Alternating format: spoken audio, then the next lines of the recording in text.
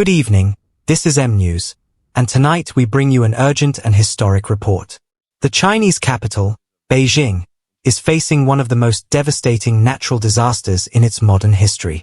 Relentless torrential rains have unleashed historic floods, submerging entire districts, crippling infrastructure, and forcing authorities to declare a state of emergency.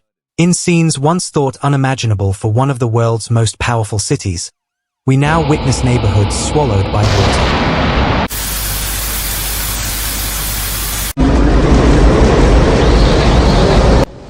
Roads have disappeared, cars lie stranded like discarded debris, and families are left clinging to rooftops awaiting rescue.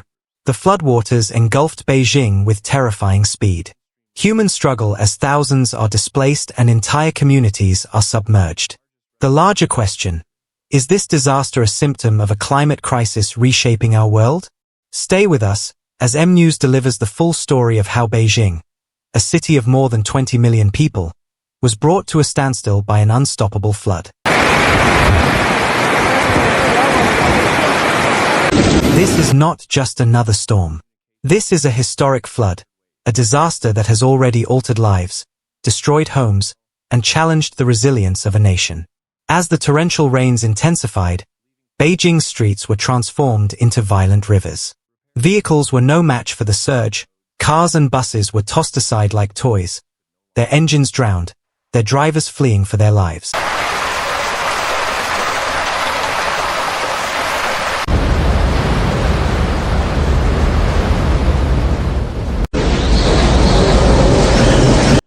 For residents, the city they knew became unrecognizable. Homes and businesses, once bustling, were invaded by rising waters. Families scrambled to higher floors, carrying what little they could salvage: documents, food, and hope. Witnesses described the floodwaters rising with alarming speed. In some areas, within minutes, sidewalks vanished, and shopfronts disappeared beneath the waves.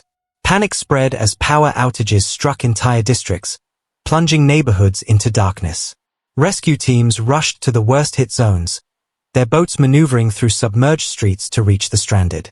For many, survival meant clinging to trees, rooftops, or the hands of rescuers pulling them from the water's edge.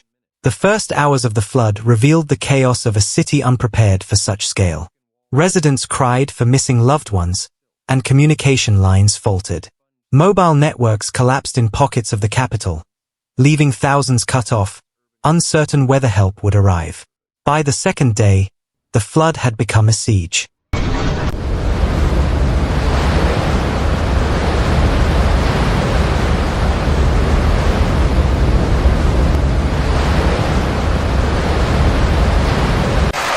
Entire districts lay submerged, urban blocks, villages on Beijing's outskirts, and highways that once carried millions of commuters now vanished beneath a vast inland sea. Public transportation ground to a halt. Subway stations, the lifeline of Beijing's daily commute, filled with torrents of water. Commuters abandoned their journeys, escaping narrowly as water surged into tunnels. For others, there was no escape. Buildings weakened under the relentless assault.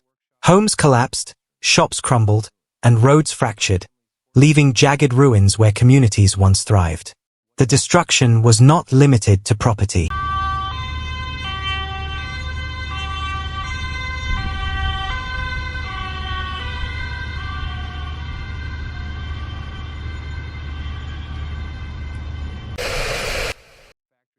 Farmers outside the capital watched helplessly as fields, ripe with summer crops, were destroyed in minutes, threatening food supplies and livelihoods. Each hour brought new tragedy. Families displaced, neighborhoods erased, and an ever-growing population of the vulnerable, children, the elderly, the sick, trapped by circumstances beyond their control. In response, China declared an emergency in the capital. Thousands of soldiers and paramilitary forces were deployed. Military trucks and helicopters became lifelines, delivering supplies, ferrying the stranded, and erecting temporary barriers against the rising tide. Makeshift shelters sprang up in schools, stadiums, and community halls. Families huddled together on mats, uncertain when, or if, they could return home. Volunteers distributed food and blankets, but for many, the losses could not be measured in material terms. Government officials assured the public that everything possible was being done. Yet frustration simmered. Residents asked why drainage systems failed, why warnings came too late, and why the city was so vulnerable.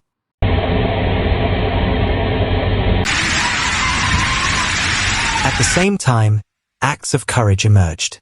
Ordinary citizens formed human chains to rescue neighbors.